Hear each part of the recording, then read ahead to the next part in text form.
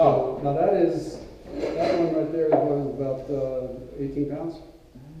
I don't, probably More more than less 12. to be honest, probably about 12-ish. 12 pounds? Because it was, like I said, it was darn close to 24 at the beginning, so this is probably the larger of the lumps of clay, but you can do this with 2 pounds of clay and just keep doing it. Doesn't matter if it's 2 pound, 1 pound, or you want to try to get groovy and do 20 pounds and then slap another 20 and do a 40 pound pot. Yeah, give it a go, let's see what happens. I'm not going to throw beyond my bat, I'm not going to try to go crazy with a big bat. You can do this same thing, we'll talk about that and what happens when you go to the edge and what your anticipation points are, but something I want to talk to you about is how I have my stool tilted forward. Some of us like to do this in this video, some of them don't. I find that for me, I need to tilt it forward. What this does is it's going to set my hips forward, which is going to yield me to lean forward, right? Puts me forward. It tilts your hips, okay? So you can't cheat it. This is going to help with your lower back pain, especially when you're trying to do larger amounts of play. Anything you can do to assist yourself, do it, okay? Alter the stool. That's why we got these fancy stools that alter. Okay? Cool. So, I have basic tools in here in a sense, guys. I mean, I have my larger ribs just to be able to work with what I need to do, but I have your basic metal ribs, needle tool, nothing fancy. Basic trim tool, which is like your wooden dowel tool. I just don't find that I like the dowel tool to cut off stuff. Chamois, sponges, there's a couple of them floating in here. Nothing fancy, elephant urine basic sponge. Just sometimes I'll grab certain ones. I don't know why, it's just kind of my madness that I do. I don't have an answer to it. If you get curious and you're like, well, why did you switch right there? There is sometimes reasons to that, so I'll try to talk about that. I'm going to go to just a basic sponge, because it's probably the cheapest sponge. Don't be afraid to use water when you're doing this, right? Use water. Okay, it's your friend, right? This is the lubrication. When you're using larger amounts of clay like this, don't be afraid to get it wet. With that being said, if my hand is wet, fill the sponge back up. It's okay. Do you think it would be wise of me to start way down here, right? It's hard. That's a lot of clay to move. Start at the top, okay? So I'm going to start up here. I'm not going to really apply pressure down. I'm going to apply pressure in, probably about like right here. Okay, you can kind of see that line I'm making. I'm going to center in sections. Okay, so what I'm going to do is center here in section. Okay? It's easy. I don't even have a little what I'm doing, right? Not because it's, I don't want to say this, but like, because of my experience level, it's not that. Literally, if you just know how to center, use your basic centering skills. Center that section of clay. That section. That's done, right? Okay. Now that you have this done, that should be centered. So you're going to come to the other side of your wrist or palm and slide that in from this point. That's going to be your center holding spot. At least for me, this is how I like to do it. Now, just because I'm showing you exactly how to do it doesn't mean that's exactly how you're going to do it. Pottery, as you know, at this point in time, you all throw differently. I've seen some of you throw and I still can't figure out how in the heck you're doing what you're doing, but it works for you, and that's great. That's the cool thing about pottery and art as a whole. Find what works for your body and roll with those punches. Okay? So I've got that centered, right? That's pretty easy. And then this leader, you just put in a little bit of, over top of it, lean into it, hold it steady. Okay? Down here, center this section. Okay? Notice I'm not centering all the way down yet. Applying a little bit of pressure. If you try to push this much clay into position, it's not going to go. As in if I muscle it. If I just really try to hammer it. So I'm using my basic techniques. I'm literally locking my elbow in my hip, using my leg as I'm pushing my leg in. I don't know if you've seen that. Literally, I'm taking this and pushing forward. Notice I have my foot up though like that. It's probably one of the worst things you can do for yourself. Get a break, put your foot up, level yourself out. I don't know, I just didn't grab one. It's not the end of the world, right? So if you do that though, and you keep your leg up, you're going to find that you have a muscle cramp by the end of class. That's why, okay? From putting on the brick? Nope, from putting my foot up. I'm kind of doing like a ballerina pose over here for these ladies, so. No, it's okay. I figured I would show off for you. Oh, okay. Toe action. Look at that cat. Right? You want me to pull it up since my daughter told me I had nice calves the other day. I was Oh, like, did she? what do you want? What do you want? You want that's credit card. Okay, cool. So, see, this area went out of center. Don't freak out, okay? It's okay. That's pretty much centered on the top. Really, it's not out of proportion. Same thing down here. Come to the bottom now and center the bottom of the clay. That's going to be your hardest area. What I'm doing is I'm moving that clay up to the side. Okay? At a certain point, or maybe an area, like what it's doing right now, I don't have patience. My patience is not good for me. See this chunk of clay right here along that area? Yeah. If you really want to get particular about things, you can move that into position, but if you're lazy or you just are cramped for time, take it, clean it off. I'm really bad for doing this. It's probably one of my favorite tools to use is the side of my thumb. Yeah. Don't do it, okay? If you do it, you're gonna wear through your thumb really quick. But if you want to, I'll show you how it works, okay? You drag your thumb along the wheel like that to clean it up. You can get away with doing that about 5 times, especially with gray clay. You're gonna go home with fingernail. Literally, it's gonna be like a paper nail and it's gonna hurt, so don't do that. Get yourself a tool. Clean that area off though. If you're like me, I don't care. Clean it up, give yourself a circle. I'm not worried about that clay. It's not the end of the world, okay? If you want, press it in though, okay? But if not, and you're trying to just move forward, cut it off. It's not gonna work. If not, just push it in, keep working it like I was showing you. Otherwise, I don't care, okay? I've got that bottom center. It's pretty much there. I don't have to do anything, right? I can literally kind of feel it's there. Not worried. Not worried about it. It's funny because your bat is, Off, right? Yeah. So hence, your bat doesn't have to be perfect either. Okay? What you gotta worry about is your pins. yeah. Okay, so if my pins are off, so like when I take this off, if I'm gonna do a sectional piece, I'll mark an X. I'll draw with the Sharpie, okay, on my wheel head, and you'll see this next week. I'll draw on there with a Sharpie, and I'll draw on my bat with a Sharpie before I start. Because if I'm worried and my bat's off, let's say the bat pins are off, because I have a wheel at home where you don't have to worry about this here so much, but if your bat pins are drilled improperly in your wheel head, it'll shift your bat and it'll look off. But no matter what, I can go to any one of these wheels technically, and it should be perfect because your bat pins have been factory drilled. But if you're like mine at home where I drilled it myself and I was a millimeter off, it'll cause you havoc. So I'll still teach you the same idea with the X on it when we start doing sectionals, okay? But it just goes to show you, like Philip said, it doesn't matter if it's off. Don't be fooled by that. You're not, that's why how many of you guys see me making eye contact with you? I'm not touching and looking. Don't get fooled with your hands, right? Because if you're looking at it, you're not feeling it. This should be about feeling. You're not trying to muscle it, you're just feeling, you're easing, you're zenning with the clay, you're having a conversation with it and saying, hey, if I ask you to move, will you move? Gently ask it. Don't forceful. Right? It doesn't work that way in relationships from what I've found. You can't forcefully ask for something and get your way, right? So keeping going from the bottom, okay? Remember that water, it's okay. Take that water. Now that I've went from top down, okay, it's a little off the top, no big deal. I'm gonna go from the bottom and start working my way back to the top. Okay? So, going from the bottom up. Make sense? I'm not trying to be forceful with it. Okay? Now, if this was just one piece of clay and I wanted to keep going forward, I would probably add a little more, making sure it's okay, get it into the shape that I'm looking for. I'm going to do a bowl, go on a wide foot. What are you looking for? That's where that conversation you better have. Kind of have an idea what you're looking for next week and when you're going to sit down and give it a go, okay? But I still got to add that, right? So, if I'm going to add another chunk, exact same process, okay? Round it out. Round it up. So I got rid of that dump up here that's in, right? It's a little trash area if you ask me. So I'm getting rid of all that slip, okay? I'm going to round it out. Doesn't have to be perfect though. You darn sure don't want the slip in between your work. That slip will wreak really havoc. Can you use like one of those metal, Yeah, you come in and use your guy and just kind just of to pull off take the it off, you know? Most Or of if you're your really dry bad work, and I so- get into bad habits, I'll do stuff like this. And you go, whoa, that was stupid, right? But it works. I know it works for you. I don't. It works for you, okay? You can see why I wear an apron, right? These are my blue jeans. I'm gonna go home looking fun. So, next piece, okay? Does that make sense so far, right? Yeah. You think I can get this to go on here and still do the same process? Probably. Yeah, I promise you, you can do the same thing, Kathy.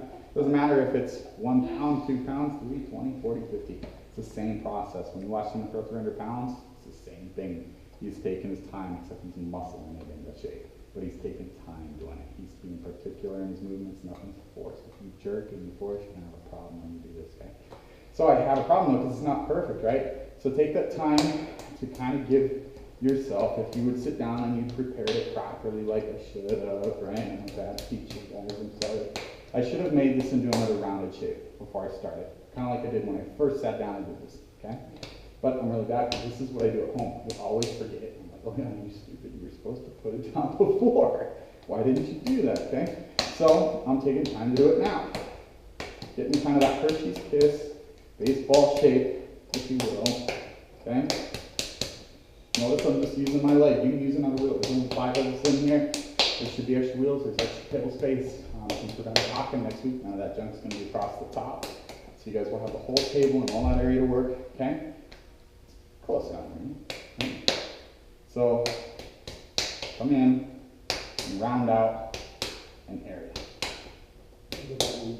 Right? Okay? That side is not going down. Not this side. This side. Okay? Come in, slap it down. Right? Make sense? You don't need to do any slip and score. Don't add slip. Okay? Oh, man, I messed it all up. Could you just put it down where it's, you think it's center and then push it down? My best suggestion would be, is if you're really particular about things, no. Because you're never going to have enough oomph to get it to stick. When you do this process, it needs to stick. If it doesn't stick, as soon as I start to apply this pressure up here, it's going to twist and pull off. Same thing if you have slip in between the pieces. Make that stick, okay? With that being said, if you lift up and have an eyeball, kind of like you're in a pitch and you're like, okay, I'm going to shoot for this area. If you lift up and get over top of the wheel and literally down like that, if you stay in that area, good to go. But I'm kind of lazy. Lift up and just, who cares, right? Because I'm going to beat it into shape anyway. Notice when I'm doing this, it's a slapping down and in motion. I want that clay to fold down, so any air that may have been in there, it's doing this. It's coming out, okay? Makes sense so far? Yes? And since that's on a centered piece of clay down there, this is going to make our lives pretty darn easy.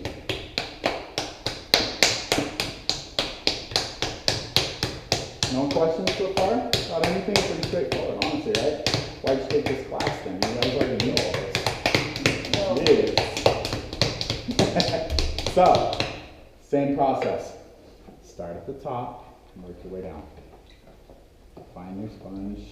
The questions come when we try it ourselves. That is true. That is true. So, same thing. Starting at the top, leaning in, ballerina pose for you. Feeling good. Okay? Use that area at the top. Just making sure you're doing it Oh. Not disturbing your class. right. No, it's fine. It is kind of weird having class going on up here while our classes go. You just are bumming because you can't come hang out and talk. No, seriously, if I didn't have a class, I'd probably be in this class just to see if you've got any tricks that I don't already do. Yeah? You never stop learning. It is true. That's a very good example. The way I do it versus the way he does it could be totally night and day difference. But take that and learn. Like I said, there's no right answer to it, to be honest. Find what works for you. Okay? If you're getting the pot you want, you're not doing it the wrong way, but somebody might come along with an easier way. And this is very true, It right? doesn't make your way wrong, just makes your way harder. Exactly. So, top, okay? Center that area. It's not perfect. I'm not worried about it being perfect yet, okay? So, just get in that area. Use adequate wheel speed. If you're going real slow, like you're on your Saturday cruise, like this, it's gonna be problematic. Give it some speed, okay? Honestly. Give it some speed. It's gonna move, because then I can just guide that way, okay? So, working down. That freaks you out, right? Don't let it freak you out. Now you're gonna come in about where I touched. You guys see that? Start applying pressure and work in that area. Okay? So, and I'm applying pressure in the sense of, you see how the wheel was just moving forward? It's not that I am shoving the clay. I'm telling it, hey, when I put my hand right here, this is where it's gonna stay. I lock myself in. I'm not gonna move, okay? So when the clay hits my hand, if it bumps a little forward, just know it's not that I'm shoving it or applying pressure to push it forward. It's hit a spot that is catching and moving the wheel, so I'll adjust for that, right? But I'm still having that gentle conversation with clay. It's still low, if you will, okay? So after I go about halfway down, I'm gonna come back up. Just because I don't want that top to go goofy. Uh-oh, it went goofy anyway. Does anyone know why that happened? Because you folded it upwards? Folded it up, right? But there's an actual reason. I folded it up and I didn't put any pressure on the top. So when you're gonna fold up, even from down here, come up to your hand. Notice my hands always make contact though. 2 points of contact, they're touching. As long as I keep pressure on the top, you won't curl in and create a dome. Right? So always keep your hand on the top. Good to go, okay? So I'm gonna work down, same thing. Notice how my hands kind of change shape throughout the process. Find what works for you that you can hold steady. I don't lock my thumbs. I know some people that lock their thumbs in different forms. It doesn't work for me. It's not comfortable for my wrists, my hands, whatever the case may be. I don't know. You know your body. I don't. I'm not inside of your head. I don't know what's going on. You know, right? I don't know. You never know, right? So, same idea. I'm going to come in here. I'm going to try to work that clay into shape. Okay? From the bottom. Get it centered. I'm going to work up now. Notice how I've taken my hand all the way across the top. Just guiding it so it doesn't have me curled up top. Okay? I'm going to come in. Same thing. You can hear the pressure, kind of in a sense, being applied because you can hear the bat kind of moving, doing the thing. That would be a lot worse if I was using old bats. Sometimes you can hear your bats going boom, boom, boom. Yeah. That's because there's holes have worn out. Take clay and jam some really stiff clay in there, and it'll help you out, okay? So, now, what am I going to do? Probably going to do a bowl is what I'm thinking. So this one, I'll come out a little bit more, but I want to try to get this centralized as in kind of like a block, right? Okay? So, this is where you start using that pressure down. Okay? So notice that I am letting it catch here and there, but I roll with that. It's okay. Going from the center and working my way out. As I do that, I'm not working this side, not to say that's wrong. Notice too, how many of you guys have been shown how to cone your clay? You guys know about coning, right? I don't worry about coning my large amounts of clay like this. I don't. If you wanted to, my best suggestion would be is grab it from this side, use your forearms, and everything can pinch and lift up. Really, you don't have to cone this much clay. If you put the efforts in on that table of wedging, you know that you don't have air bubbles, you're good to go, you haven't wedged the life out of it, you haven't taken the moisture out of it. If you need to add moisture back in, then you should cone your clay. Okay? So, just a thought. Right? So I'm going to get rid of that little weird chunk down here. I got an area that's just goofy. I'm really kind of weird in particular about stuff like that. I don't want to feel it catch because then I think something's off. And I'm all about the feel in my hands that's telling me what's going on. If I feel that, it may deceive me. Alright, so same thing coming from the top. Gentle pressure. I mean, literally, Kathy, I want you to show them what kind of pressure I'm using here. Let me see your hands. Okay? If I'm applying, hold your pressure against me. Oh, about like this. You feel how much tension I'm actually putting against you? It's not that much. I mean, honestly, it's like the weight of my hand. Just kind of, you know, you feel when you're pushing back and I'm like that. Yeah. It's not that much, right? Or is it? Are you weak? Fuck you. No cussing false here. Don't make me enforce this, right? And you're all over YouTube. I got you. Keep that in here. So that pressure is not hard, right? No, It's it's not. it's gentle. Just when she pushes back, if that was a bump in the clay, I'm saying, hey, no, come back. It's not like I'm trying to rip her arm off. Now you apply the pressure so they can understand that while I'm demoing. I want you to have some contact, right? You guys are all okay with touching each other in that sense, right? If you're not, don't do it. It's okay. It's not. I'm literally just saying, hey, when you apply pressure back and it's trying to tell me there's a bump, guiding it. Hey, it's not my problem, it's yours. Good thing I'm going to add some music or something for you. I Right? work in a crisis center, I swear a lot. It's a good thing I'm low key, right? So, notice my wheel though, you guys. I mean, I have water down here. I'm probably using a little bit of excessive water simply because I'm demoing and I'm stopping and talking to add more water to my stuff than I need to. Use as much as you need. Throughout this process, that's where you can come in and use the heat gun and subtract the water. You cannot add once you get to a certain point. It's It's not not too happen, bad. but you It's can only take the about water out, Okay. okay? Right? 10 pounds or So if you start having an issue, I'm kind of particular too. I'll start sucking up some of that water if I have too much and I know my splash pan. So at home, I'm really kind of weird. Robert would tell you, he makes fun of me when he sees it all over Facebook. I have a custom-made splash pan for my wheel. I don't have these Brents. I have a Thomas Stewart wheel, and I've taken off the splash pan that comes with it because it's got a removable wheel head. Sorry. And I actually took a wheelbarrow and custom-made the wheelbarrow to fit. So I have this like giant splash pan that fits perfect, and I can just be slopping. Everything ends up in there. So it's really weird for me to like have to stop and go, shoot, I got water in here. What's going on? That doesn't happen. So it's kind of weird for me. But it's interesting also. If you check out some of those videos, you'll see some of the stuff from home possibly on there too. But you can see, honestly, that's pretty darn centered, right? Who would say that that's uncentered and you can't move forward? Can you argue with me about that? There's a little bit. A little bit of water. Depends how A fast you little go. down here, right? Yeah. Is that a problem? I don't know, is it? It could be. In the end, it may throw it off. It may throw it off. Why may it throw off? Why would that Just happen? from the When you're weight and pulling it gravity. up, the top part's gonna be, Could be. up Could on be. the. You know yourself. You know your throwing abilities, right? For me, I know that I wouldn't fuss over that. For what I know I'm capable of. Right. For what I know I can handle, and even if I was doing the same technique that I'd show you how to get rid of, like, okay, this is what you do. If not, you wanna know how lazy I am? This is my style, I like this. Okay? You can use any rib you want. Come into the side and cut that off. Now you're talking, Right? Oh man, that was effortless. now you're talking. The idea is for you guys to realize that you don't have to kill yourselves. If you really want to work that, I don't know, ounces of clay in, be my guest. It's all about ego, right? I figure. You can for me, rework in the that end, into you other gotta clay. take it off at the- Exactly, right? You can reclaim No that point. clay and do your own thing. Yeah. Unless you end up with a bucket's worth that you got to do something with, right? So you end up with a problem. Now, the only thing I would say is that area from here to here, blend it. Just take your hand from the side and start at the bottom since it's now perfect, right? And just make sure that your side all the way up is where you want it. And all the way down. And you'll see me go from bottom up to top down. And that's okay. That's perfectly fine to do. It's not a big thing, right? So if you start with a skinny base, what's going to happen? Can I pull past my base? No. If you do, what happens? Right? It's going to fold open. So think about those basic concepts that you know when you're doing stuff.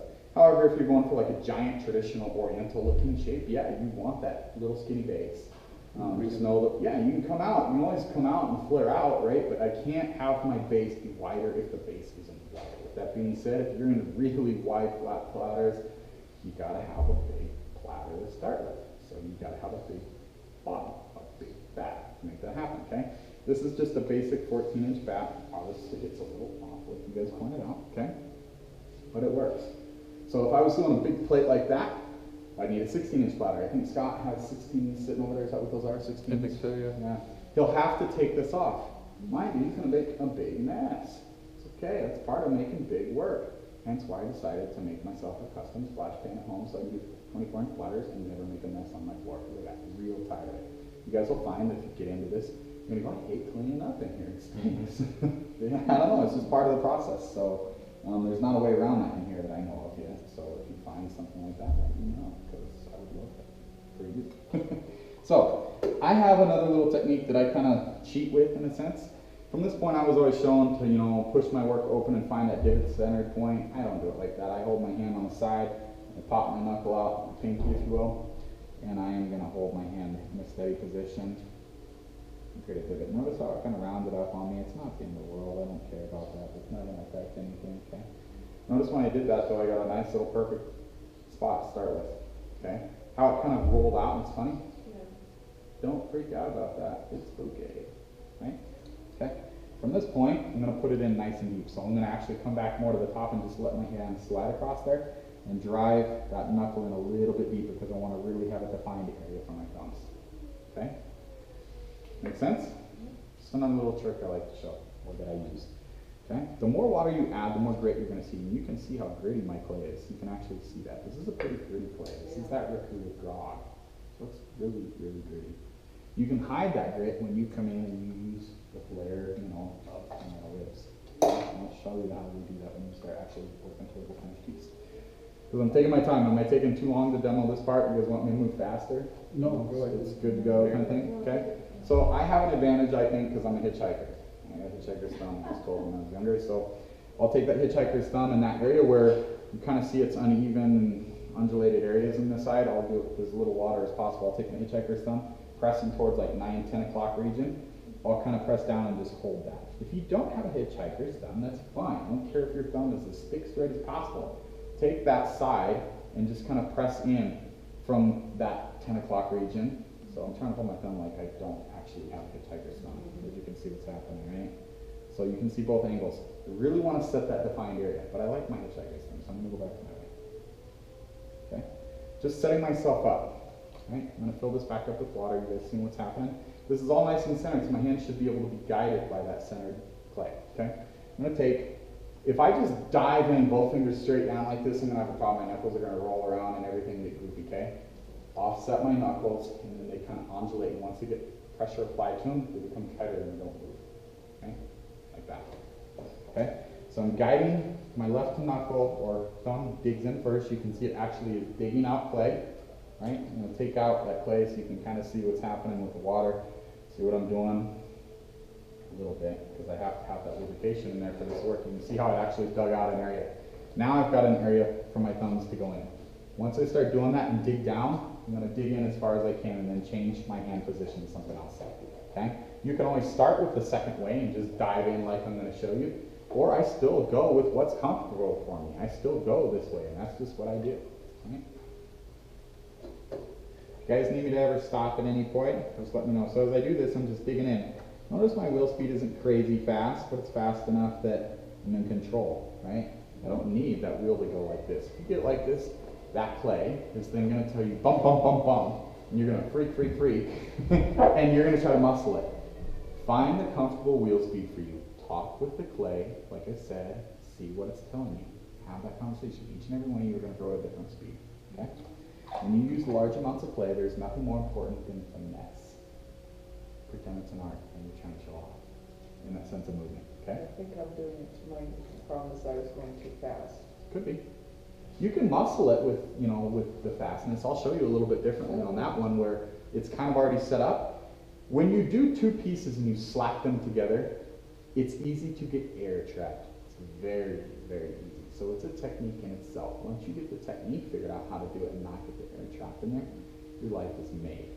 It is not something I practice every day. I still feel that I can confidently take 20 to 50 pounds of clay and sit down and center it by having that conversation and moving with it.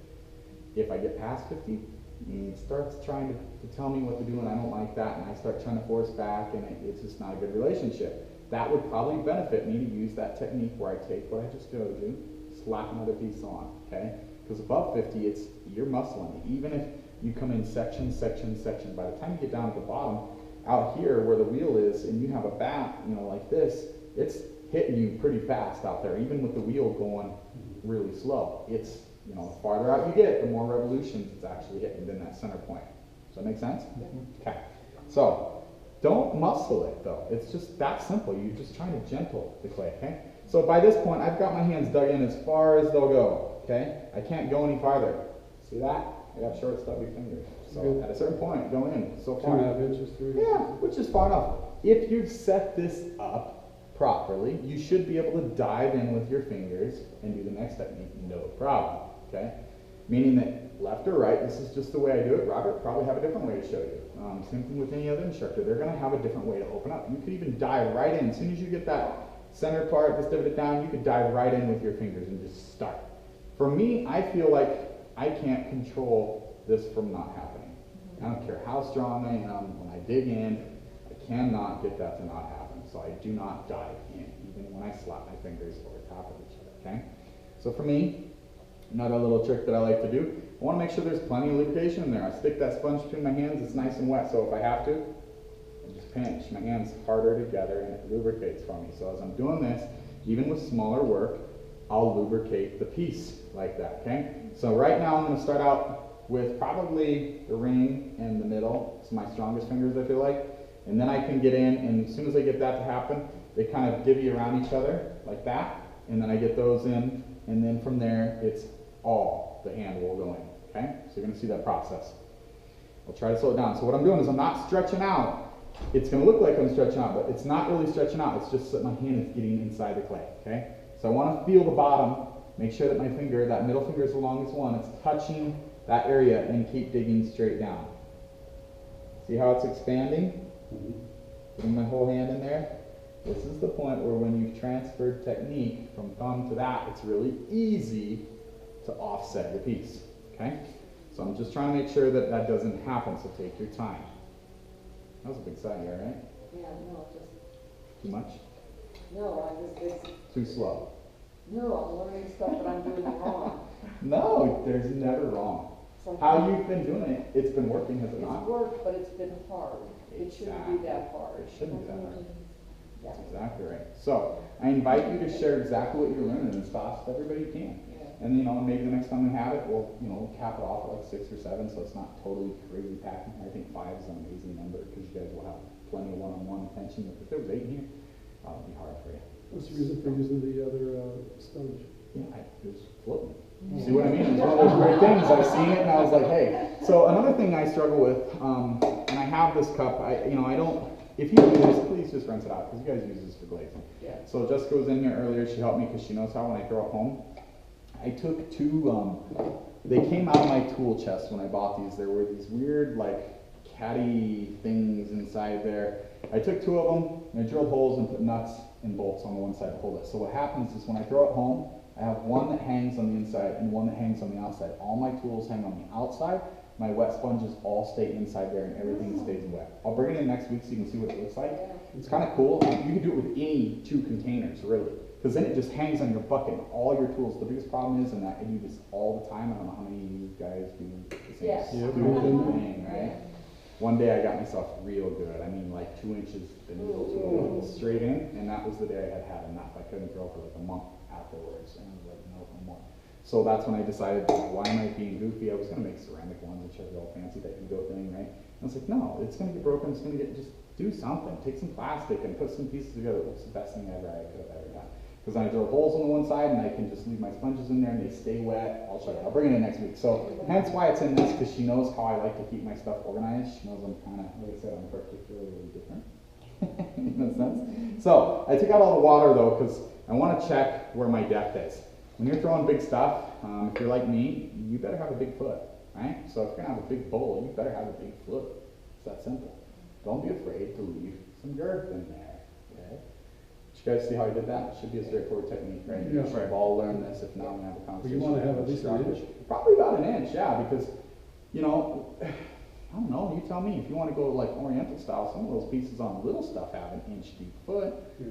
Know ahead of time what you're doing. If you have an idea what you're doing, which I still haven't figured out, I'm going with the Dysons and I'm going to gamble and see what happens, but I think that should be good enough to see what happens, okay? So from that point, continue moving forward. This is where this technique comes in really handy, that sponge it, because I want to keep this lubricated. So I'm going to add that water in there, back in there from the beginning, get that nice and wet. From this point, I'm going to get over top of my wheel. I'm pulling out, okay? So, but at this point, you see where my hand positioning is? Like, it's not all the way straight down. At a certain point, I'm going to slide this hand down and try to make my fingers over top of each other. Because you're stronger, I could bet any one of you $100 bill you can't pull my fingers open if I was to have both of these like this. I don't care who you are, you could get 2 of you on there. With 2 hands, double up who you are. Okay, the other thing is, all the way through this whole process, you've seen points of contact. You fool your brain. The second you put your hands together, if you can keep your hands together all the way through this whole process until you have to break that contact when you have something this tall, then you have to break contact, and you'll see and you'll hear me talk about it and what I'm doing. But I'm telling you, don't do it. Keep your hands together, okay? Today, with it being said, if we don't get to a plate or we go all day demoing and that's fine, we'll just see what happens, right? We might not get to a plate, but if not, we'll go all the way to the end of class. It's perfectly fine. I'll show you plates all the way through if you don't work. Remember that next class is nothing but you. You're on the wheel to try everything that we're doing today, okay? But I'm trying to be as thorough as possible, probably over talkative. Okay? Some of you have never had me here, but what the heck, this guy's crazy. Thank you. So when you're in there, I was taught once that once you're in there, it's easier if you move your finger in and then pull it out. Yes and no. I think everybody, well, it's one of those, like, I've never heard that. That's interesting. For me, when you have this much clay, so, and this is getting into some stuff that I was going to talk about next week, but I actually caused myself problems. I have what they call a hyperflex forearm on my right arm, where the muscle, even just sitting here, is naturally kind of flat. It's really weird. So I'm going to show you guys some stretches next week. Just because when you start doing some bigger stuff, I even have like the crazy iron grip stuff, and then I have the opposite, like the rock climbers grip stuff to flex the muscles on the backside of your arm. Not because I'm trying to be a bodybuilder, but I'm trying to get my arm to realize, hey, open up. Because if you were to tell me, hey, like, so this is really odd. Try to just hold my fingers together. If you only put intention back, right? Okay? You're gonna laugh. Don't try that hard on this hand, but do the same thing. Oh. Yeah. and I mean literally, you could have a baby hold my fingers together. I have no muscle tension left. I have a problem and I've caused myself from doing stupid stuff, going large. Don't do it. So my fear is if you're moving large amounts of clay like this and you try to push your fingers back in first all the way, you could potentially injure yourself. And the whole idea is to teach you to not do that kind of stuff in this class. So I'm going to talk to you, like I said, next week, leaning forward with a chair, all that stuff. Anything you do to help yourself. I want to see you doing this when you're 80. Feel like you're only in your, I'm not going to reveal, but you said a really nice number earlier. And it was like, I want to see you do this. You can do this in your 80s. That's okay. I promise you, you can. You have any? You might have to do it next month. But it doesn't matter. Age is but a number when it comes to this. I do not care. If you use these techniques, you can do big stuff. It's not a problem. Age mean like if you're a 2-year-old, probably can't do this yet. Be surprised though, you can teach a young person. So, hands, I'm leaning in, I'm getting over top of the clay, okay, I'm making myself nice and centered. I'm going to start opening up. So, as I do that, I'm not really pushing my fingers like Philip was saying. This is where you see the technique happening. It looks like my hand's going down, it's because it is. This one's not changing. This one's sliding down because as I do that, it's allowing these fingers to go from being like this, or like this, whatever's happening, to be flat, and as that's doing that, it's actually opening up. I'm talking to the clay, I'm slowly getting it to do what I want. Okay? As soon as I get both hands in there and both fingers are down at the bottom, okay? What I'm looking for is that right there. Both fingertips are tip to tip. Now I can start moving back. Any questions so far? No? Notice how I can literally talk to you guys and look away. You should be able to feel this. If you are pushing the clay, you're going to have to look at what you're doing. Really get in the habit, if you can, get in the habit of feeling it. These are your eyes. If you can do that, you're going to advance so much faster than any part around. You'll surpass me. You really will. Especially if you just put some time in. Okay? So from this point, slowly pulling back. Engage some wheel speed. Okay? This is where it's kind of difficult in a sense. So start leaning, using your body. Keep your body tight. Let's start pulling back. Not with the arms. All you're doing is holding that clay in position so your arms aren't moving. So you're leaning back. You're pulling back with your body. So as I do this, my body is actually slowly pulling my arms back. Okay? Notice my hands, this hand's on the outside now, because I want to make sure that it's still sliding right. And you'll see that I'll get this weird thing that's okay. I'm going to show you how to get rid of it. Some people probably might tell you it's a defect, but he's not teaching this class. I don't care how it is. It works for me. That's the other thing. It works for you. It's okay, right?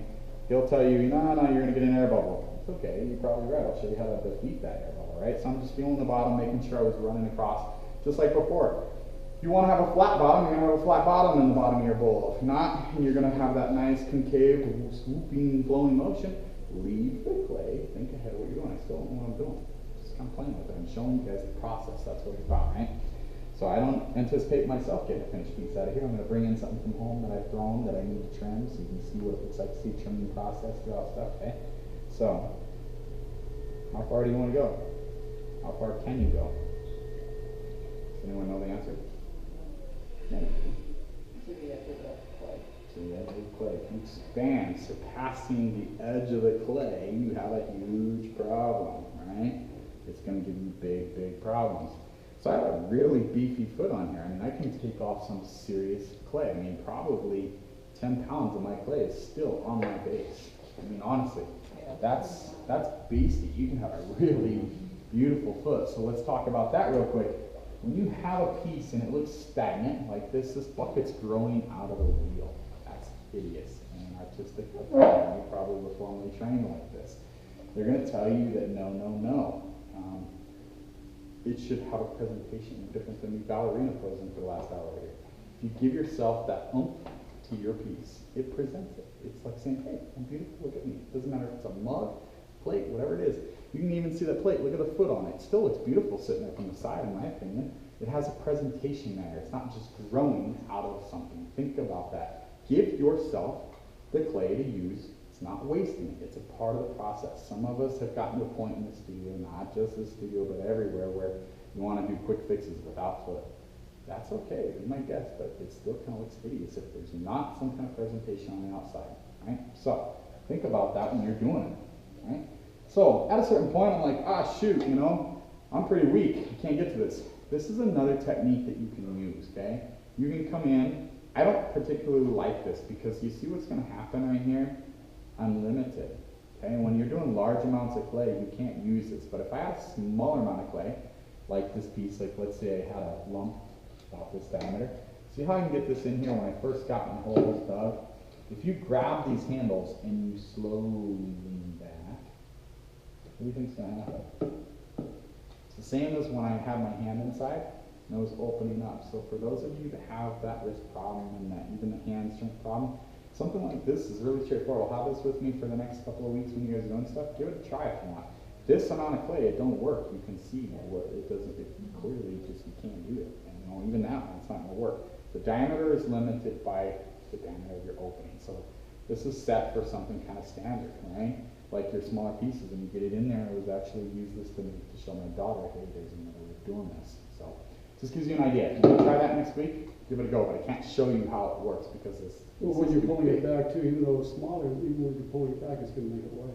It is going to make it wider, so you're limited yet again by how wide this area is, right? So think about that as you're doing it. You know, you got to get to a certain point. That's that. You're kind of. So if I was to remake this, even to do a bigger one, I would make a larger one. This is pretty, honestly, very standard size. Like if you're just making basic mugs and teacups, and you know, but it's really easy to get forceful with this, and that's why I don't like it. So you get in there and you're just like, yeah.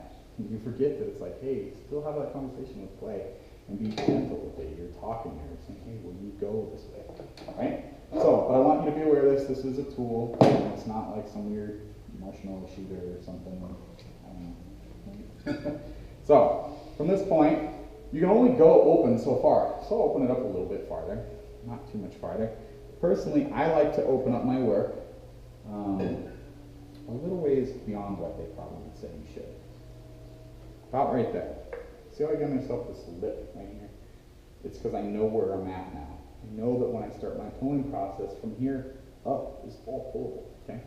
Now this is where, like Robert or some teachers may tell me, I don't know if Robert would, but I'm just using it as an example. Scott may tell me this. That's a problem right here. I've heard from other potters that's a problem. Yeah, it can be. So get rid of that slip off there. I'm just getting rid of the slip, nothing fancy. Now fold that clay down. Move it in, okay? So take your fingers on the top and start throwing downward.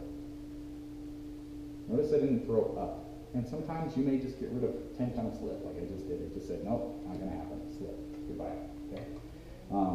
But I didn't go bottom up. If you go from bottom up, you're gonna create an air pocket because that flare was down. So do the opposite, okay? You're coming in and you're going down motion, going down, okay? It's okay. The whole idea is you can't throw down, that's baloney. I don't know if you've ever been told that you can throw down. Literally, you can actually even stuff out like throwing downwards. Okay? So from this point, some potters may actually tell you to grab and pull upward. I don't believe in doing that. I still have yet to find that that's my technique. What, it's going okay. into a volcano or like? Yeah, like where they start to do the whole volcano inward sense of things. Okay. Yeah. It's okay to do that. It's just not my cup of tea. So I'm not going to teach that because I'm not confident in my ability to do that, right? Not saying that I can't do that, but if you wanted to, what you would do is you grab the back side and really get a hold of that clay and start to apply the pressure and come in, and just keep pushing in a little bit. The belief is that if you start inward, it's easy to keep it in. It doesn't want to flare out. But if you're in control of your hand placements, which we're about to talk about, then you're in control of what's going to happen. You guys have any idea where I'm going with the whole hand placement thing? No? This is how it flares or caves in as you Depends on how hard you rotate. push one into the other, one side to the other. Exactly. So, first thing I'm going to do is not worry about that volcano idea, right? I'm not worried about this flare. That's not going to give me an issue. First thing I'm going to do is set back just a little bit so I can see what the heck I'm doing. I'm going to give myself a lift down here because I want to pull some of that dirt even down to the bottom. I'm going to give myself just see how tall I can go with this. So I'm giving myself a concave area down below, right? Getting rid of some of that slip too. So when you're pulling, okay, your hand position is everything. I'm not going to show you the knuckle pull. You guys pull with knuckles? Any knuckle pullers in here? You're a knuckle puller? Like this? Yep. Yeah. So that's just a technique that he's comfortable with. For me, it's really easy once again to get forceful, even with 20 pounds of clay. Too much. You know, it's all it takes is just a knuckle is, I mean, it's hard, right? Every time. So Yeah, for me, I'm not confident. I don't like doing that. The biggest reason is it's not even so much that you can be forceful, but I have no feeling. How many of you guys can touch Yeah. something and realize, hey, There I'm applying pressure there. You can't judge your pressure. So for me, I yield away from the knuckle, right? I still use the finger pulls, even in mass throwing. 50 pounds, I don't care. I'm still gonna pull with my hands. It may take me 20 times. And you're feeling it that way, you know. You can feel what's happening, exactly, right? So, same thing, so I changed my sponge. This sponge I kind of like when I throw it. I still throw with the sponge in between here just because I want to feel what's happening, right? So, fingers on the outside, I still use all four, honestly. These on the inside. If your hands are down like this from one another, what way is the clay going to travel? Any ideas? That way it's gonna Outward. go outward, you So, the last hand to touch the clay will be the direction of which it know. points. So if my hand is like this, offset, because my foot's up higher than the bottom ridge that I'm about to pull, if I follow through with that all the way up, the last hand to touch is going to go that way. So And you it can points. actually start over out here. I'm going to start all the way down at the bottom, so I'm going to pull some of that clay up. Okay? Yep, exactly. I'm using that groove. But remember that other groove that I made that's about right here? That's an indicator just for me mentally to know where my foot is, which tells me where my fingers are on the inside. Okay, you do the same thing when you're doing smaller work. Give yourself an indicator area. So if I pull out past it just a tiny bit and I can see my bevel pop, that tells me where my bottom of my plate or bowl, cup, or anything is, okay? Then I put my bottom in on the outside, that lip, belly, whatever you want to call it, I don't care, right? Then I will grab that clay and pull forward. But that way I know where to start my hand on the inside, okay? So same thing, applying pressure. So I'm going to come in, right? So find what works for your hands, okay? So for me, I need to feel that I've got confident ability in my hands, so I'm feeling out the clay. I'm going to get a hold of it, start my pulling process, right? Right there is where you go. Yep, so you see where my hands hit all of a sudden? Notice the clay tearing. Yeah, Why is that doing that? I don't know, but mine does It's that not too. moist. I'm just applying, I'm being a little forceful with it, and it's a little wet on the outside. Not the end of the world, No. you can scrape that off, right? That hand position that you have right here, we're kind of like digging in with this. Mhm. The reason why I have started using my knuckles sometimes is my fingers will give out and Yep. just go flat. So next week I'm going to show you, and this is why I have a hypertension, hyperflex is actually what they call it, forearm on my right Okay. arm. And it's just simply from all the years of keeping my hands strong like that. It's like I literally go home and do stretches at night to dig in and get my muscle to release. And a perfect example is, I actually thought I had carpal tunnel in my wrists at one point. I don't. It's just literally the muscle is flexed. So when I actually move backwards like this, the muscle is flexing in the forearm, which is really the opposite of what it's supposed to. So just thinking about when you're using large amounts of clay like this, like you're saying, Scott's he's a big guy, he's strong, you know, and yet his hand is giving out on him.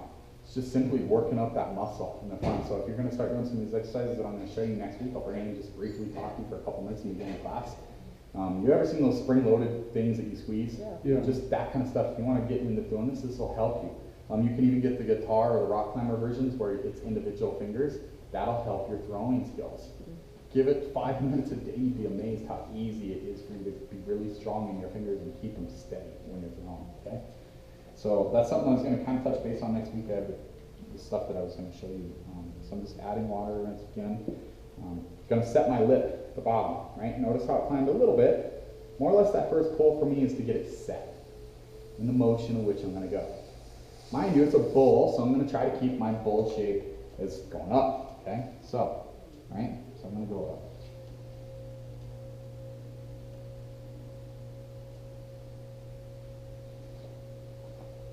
And it's tearing, honestly, because I need to use a different sponge. It's not staying lubricated for me.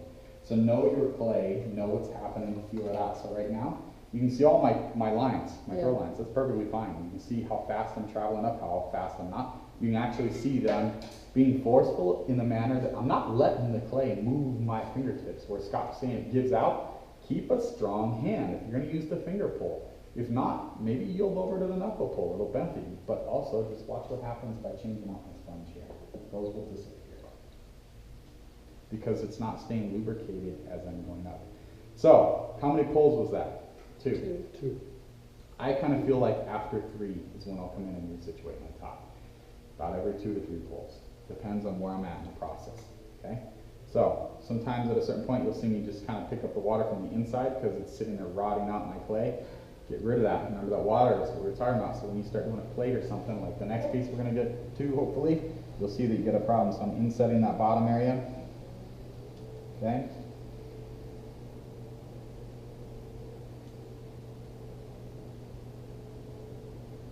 If you push the clay too much in the beginning, you can have a problem. What I mean by that is you see how it's like wonking on me? Yeah. Yeah. Follow it through. All the way up. It's not the end of the world. Okay? All the way up. Like, since it wasn't centered completely, you notice that that it's sitting like this rather than flat like that. That's- On the then you have top. to- Then you have to get rid of it. Yep. Then you can get rid of it. But Yeah. there's also a trick to it too, is we do stuff. So I'm going to show you that when you stretch a bowl, like what we're going to do, I'm going to turn this into a bowl, and I'm going to get a couple more bowls out of it before I'm going to start moving it outwards. So I'm going to try to get some of this clay down at the bottom to move it, okay? So I'm going to try to get some of this girth down here again, move that clay, right? So, see, now I have a problem. My hands can't contact, Yeah. right? So what I'm going to do is really try to get tight with the clay, okay? Punching myself into weird positions to make sure that my arm isn't going to flare around like some kind of chicken, right? So same thing with my hands. You notice that they haven't really changed in positions. Now I'm going to do the opposite. I'm going to drop at a certain point. This hand's going to go down lower, and it's because I'm going to start to flare this out, but not until I get done with this pull. I want to try to get some of this clay to move up, right? So I'm still feeling my clay. Notice the wheel speed is not terribly fast here, right? Too fast, it'll Mm-hmm. centrifugal force will Right. How big would you say? pull it away. We'll find out at the end. I'll cut it in half. For fun, right?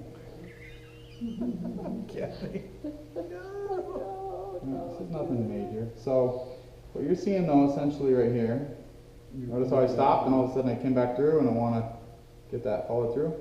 This area would maybe be problematic for you if you're worried about it. Right? I got a thin spot. You know why that thin spot's there? Can anyone tell me?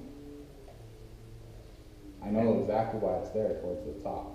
What Hand would it be? position or? Nope. Has to do with the centering process. What did we do? Opening? Nope. I just laying 2 pieces of clay together. Oh, Yeah. Remember I told you it's not my cup of tea, it's not my everyday practice Yeah. thing. So I have an air pocket that has given in, and as I'm doing it, I don't feel it and it's not revealed itself. I can feel it in the throwing though when I'm doing it. That's why I have a thin spot, because I it's get concaving those. itself.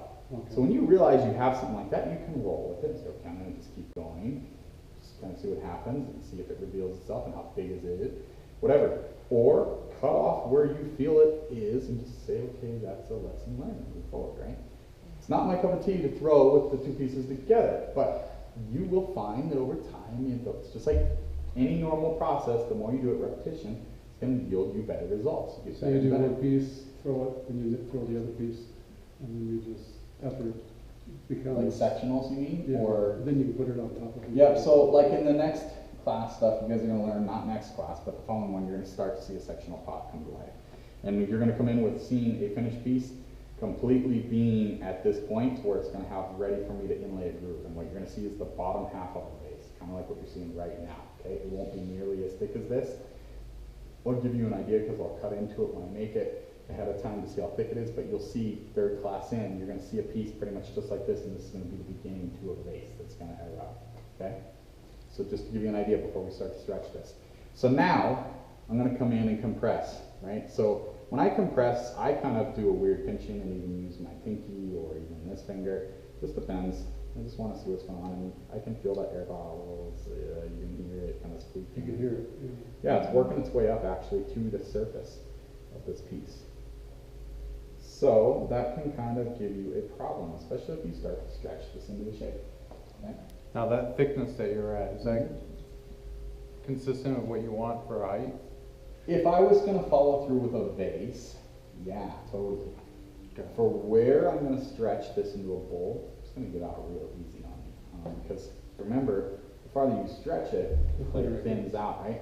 So if you wanna look like you're throwing really good and really thin, start with a thinner area, and as you stretch it, it's gonna get less and less thicker, right? So Well, leave when you have, yourself room. when you have something like this, we have a thicker area here and a thinner area over here. Mm-hmm.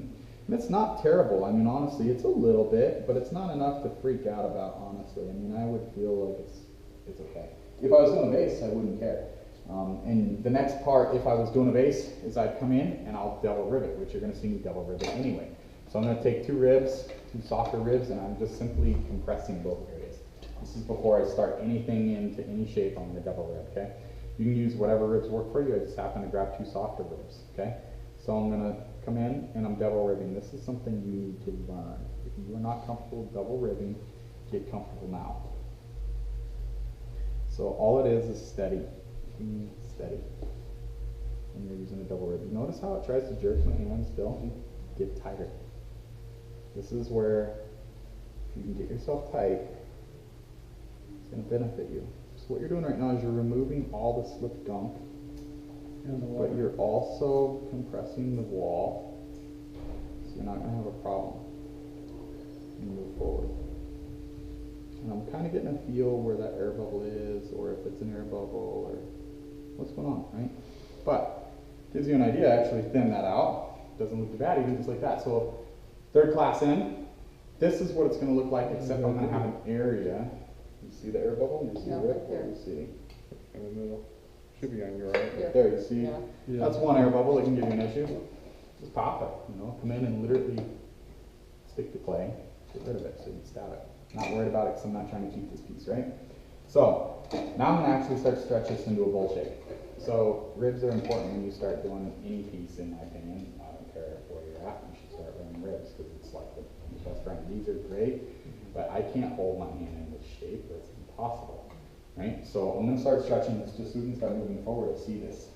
If I start stretching it into shape and I kind of have an idea where I'm going to go with my foot, get rid of some of that clay down there. You don't need all this clay for a big bowl. At least get it into a relevant shape down here. Okay? So yet again, taking this clay off. Okay? I'm going to come back in with my rib. So I'm going to lightly wet this area so I can rib it. Since I have now double ribbed the piece, if I just solely stretch from the inside, it's okay because I've already applied the pressure to the outside. Every now and then you'll see me come back in towards the very end and double rivet one last time and then stretch it maybe a little bit more and then you're done. I might take a deep gun to it to see if I can press metal in this kind of thing. See what you can do, right? At this point, where it's as thick as it is down here, I know I can stretch pretty far. Where I think it'll collapse on me is probably up here because I know I threw it thin because of that air bubble area, right? Yeah. So just be aware of what you're doing when you're doing it.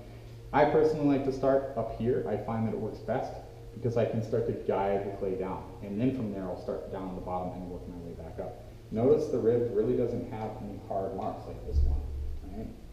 So if you're going to do a bowl form, that's a bowl rib.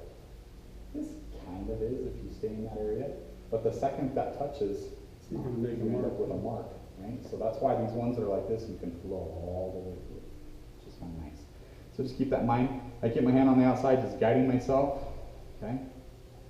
So just guiding down. You're gonna see it kind of go goofy. Don't freak out. It all comes together when you're done. And the best thing is it's just clay. Right? So you go same thing from that bottom area. So if it feels like it's grabbing you, add a little water, or take that slip and throw it back down at an angle too. Okay? Anyone have any questions so far? Not trying to move too crazy fast here for you. I want you to see everything. So at a certain point, you can see how I've got kind of this weird area that's kind of still upright in the bottom. I'll change the angle of the rib because I can't go any farther, right? I can't touch base. I can touch base like that, but that's what I'm about to do. So I'm going to literally change the angle of my rib and start from the bottom and come out. So notice how if I have a completely round rib, it's gonna be completely round down there. That's what you're looking for, right? So, as I keep going, and I keep going, oh, voila, right? You get rid of that. So Are you if I still had a pressing it flat- down or I'm still pressing it down just to hold its shape, Yeah. but I'm applying that out at the same time, down and out kind of pressure until I get rid of that. So now is when you can really start to make this come to life and stretch and stretch and stretch. You can stretch it how you want until it tells you can't. And you'll know, once you have that talk with the clay and it says, you know, I can't go any farther in this because it's too thin, well, then you know you can't go any farther. So I'm gonna add some more lubrication, come in and do the same thing. So a plate's gonna go a lot faster, and you'll see that in the next process, because I won't do as thorough talk, because you'll have seen the whole centering process, and I'm gonna do the same thing as what you're seeing now. Right? So down to top. Notice if it starts to go wonky on you, slow it down. Right? That top area is really soft. It's really Starting to good. fold in. Yeah. So what can I do at this point to get it to stop doing that, Philip? Do you have any idea? Add a little bit of heat. You can add a little bit of heat. That's one thing, right? Because it's just soft. It's really soft. Another thing you can always do is come back in and double rivet. Recompress Make that it- clay. Make it Compress sort it, of. yeah. It'll help. It'll get you another pull or so out of it. So come back in. I like to use the round side because I'm just trying to follow through. You can actually use, how many of you know how to properly use a rib? Should I cover that? Kind of. Kind of, sort of. So obviously with this, stable rib, you can't change the shape. So a rib that's flexible has a true purpose and a true side and a true way to use it. When you take a flat side and you do this and you apply it, to a side angle, what does it become? It comes around. Comes around. So this is the proper side to use when you're trying to create a round form. That side, when you flex it, Becomes straight. becomes straight. So if you actually have that angle that you're supposed to on your rib, it becomes flat, it becomes round as soon as you flex it, okay? So, where I was doing this, because I'm trying to kind of follow through with this and let it fold to the angle, I can control it. Whereas if this is like this, it's easy to gouge, okay? So that's another reason why I'll use the round side, because I know that I won't gouge. Even though it's flat, It pulls away. it pulls away from it. I don't have a contact point. So you can double standard use the rib, if you will. Make sense? But that's the proper way to use any rib that flexes. That's kind of a bummer that no one knew that. That's exciting, you had something new to tell us. Well, yeah, but you should have learned that by this point. Oh, I did. I haven't taken a lesson. I did. Oh, well. Yeah, because I work 2 jobs. So if it starts to just get goofy on you, cut it off. I mean, you can see how thin it's getting, right? I don't know, just push limits, see what happens. Now, when you invert the soft rib, like you go the opposite way of what you're saying, instead of concaving it towards you, but away from you instead, what happens? So when it's like this and I flex it, Like that, but the opposite way. so when it's like this and I flex it, it's actually staying flat. You see how it gave me a flat edge? Even though my round side is in here, you can see the mark on the rib that I used to kind of get that flat area to follow through, right? Same idea. So now that I've done that, now I can come back in and start flexing down here and see what I can do. I might lose the top, I don't care. I'd rather show you what happens versus not doing it. And this is not very big for this amount of clay. I left a huge amount of clay on the bottom, or I could have stretched it and done something really cool with it and gone really big. But as thin as it is up here, notice I'm keeping my hands contact points, all that stuff. I'm doing something. So the other thing about this is to show you that you can hide imperfections in your work. It's really easy. So let's say that this is what you shape you want, okay? And it's not terribly bowed out, but there's one important thing that you should learn from the inside to the outside is that your inside shape should match your outside shape. When you're done trimming everything, it should be that shape. So what you're looking for when you throw a vase should replicate from the inside out. You're not trying to make the outside look like the inside. You're trying to make the outside match the inside. Okay? Shouldn't be the opposite. You should not be trying to replicate the inside shape to the outside because they should flow together. It's going to naturally happen if the inside.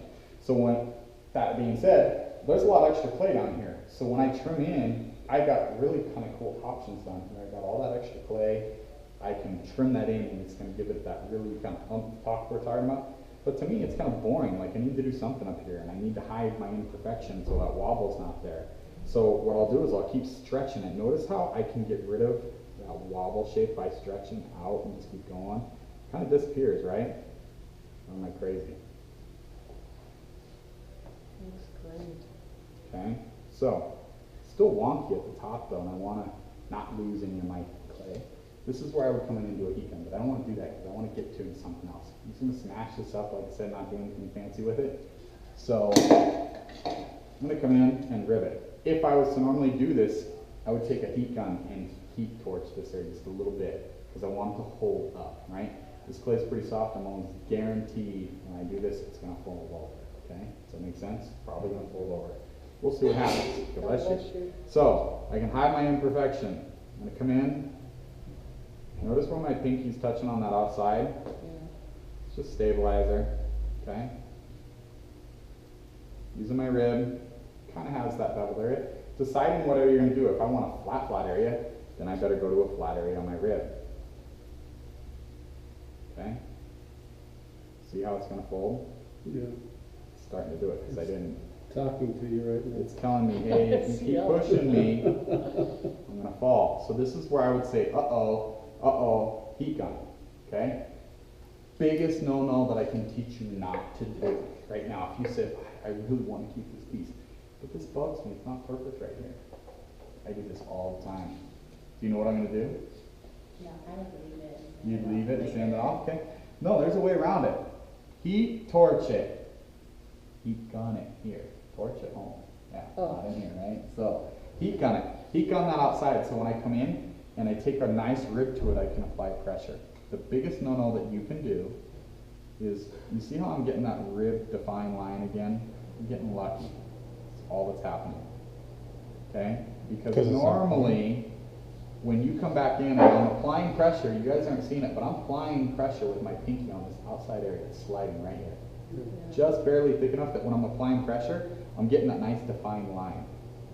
That's not the big no-no. That's good to do. Okay, I'm going to show you as an example what not to do so you don't do it. Because I don't want to see you make this mistake. Because even with a bowl this size, I'd be really freaking thrilled for you. To put it simple. I mean, and I didn't fully utilize my clay. That's fine. It's okay. You guys trim off your extra. And you have options. I still have that really cool option for my foot. Biggest no-no ever. Do not do this. If you come in with your rib that you used, okay, and you want to redefine that line, it wasn't quite there, you hit it on the top and it's not there, and you say, okay, this is how you get it to come back in. Yes, this is true. After you've heat gunned it, okay, if you come back in with a rib and you hit this area one more time, like so, see if it's going to collapse. Usually it collapses. You might not do it. So what will happen normally is when you come back in and you redefine that line where they meet right there, it folds over. I'm getting really lucky. You guys. Let's see if I can get it to class. I'm going to try to get this to happen. And if it does, well, great. If it doesn't, it doesn't. It doesn't look like it's gonna. So what's happening is the clay is telling me that it's still got enough rigidity in it to hold itself up.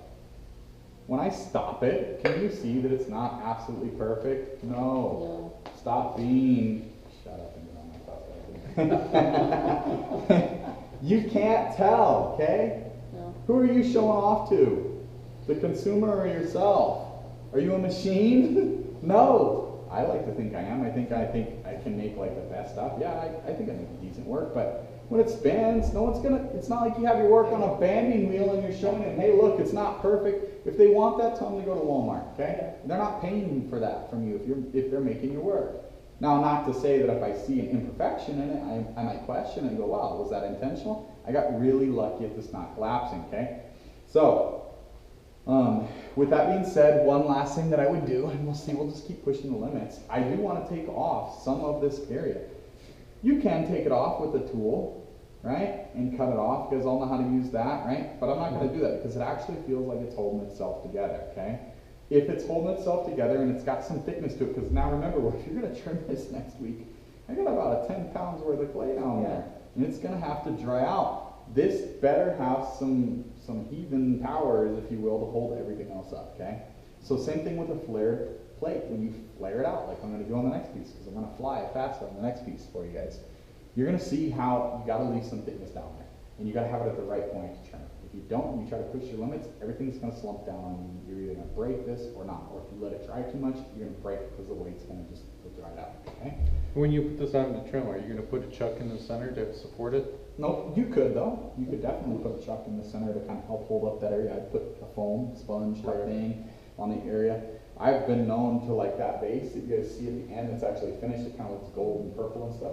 I actually trimmed that inside of one of the wooden stools and put sponges on the edges because we don't have a chuck big enough to hold that, right? It's too tall. And I was like, what am I going to do? And I was here late one night. And I was like, okay, cool. I think that video is on that YouTube link of where I'm doing it. If not, find me on Facebook and you can friend request me. If you do that, please don't judge me. I am a human just like you, and I won't give you any crap about who you are on Facebook. But I have some pretty cool stuff that I post all the time on Instagram and Facebook. So if you want to see that, that's kind of cool too, because I do like the slow motion thing. You can see it close. But anyway, you can get crafty. Try to get crafty, see what happens, you know? Come in with your chamois and compress your rim. If you do not compress the rim, remember, what were we talking about compression earlier? Are you really compressing it? Yes and no. What I'm doing is reshaping it and re-solidifying all that crud that's on the edge, right? You see how it's folding over and getting even goofy? I'm trying to mess this up for you guys. We're going to see what's going to happen. Because normally, okay, well, I don't like that. I'm going to come back in and reset this down. I'm doing all the big no-nos. Oh, it's going to do it. You're pressing hard. There it goes. Yeah. And I'm not even pressing hard. There it goes. This is what I'm talking about, right Yeah. there, okay? If you come back in and you do all those things, I finally got it to do what I said it was gonna do, which is if you keep applying pressure after you've messed with it, you're gonna have a problem. Don't do that. At this point, you have no option but to cut this off and follow forward. So you're gonna lose a lot of play. Cut it off. Over into you a know? nice lip. And you can see how I'm not even gentle about it. I just cut it off and get rid of it, right? It's not the end of the world, okay? Now I have this really small bowl, but a lot of clay, right? It is. It's small in the sense it's for what the clay you guys see me do. That's kind of small, right? But you will learn to better utilize your clay. It doesn't matter if you're using 5 pounds, 2 pounds, whatever, right? So come back in and resituate your clay. Get this wet, you know, and you could work with it. I'm not going to try to finish anything with it, but I'm just showing you that you could bring it back in and say, okay, I got an area now where I can actually trim it off and get it to a point when you trim. Pretend this is a needle plane record tool, if you will. You should always slide in, right? Only when you do needles, it's like out, right? You're doing the opposite. So this is going to make point of contact sliding in. You're not stabbing the clay. It's always pointing to the right knee and coming in my experience. It doesn't mean I'm right. It just means that that's the way I've done it. Okay? So that's that way you can come back in, recompress the top, chamois, whatever you want. Okay? Enough with a bowl and that idea. You guys want to see a plate and basic idea how to get to it? Okay? Because my way of doing a plate is a little different and unique.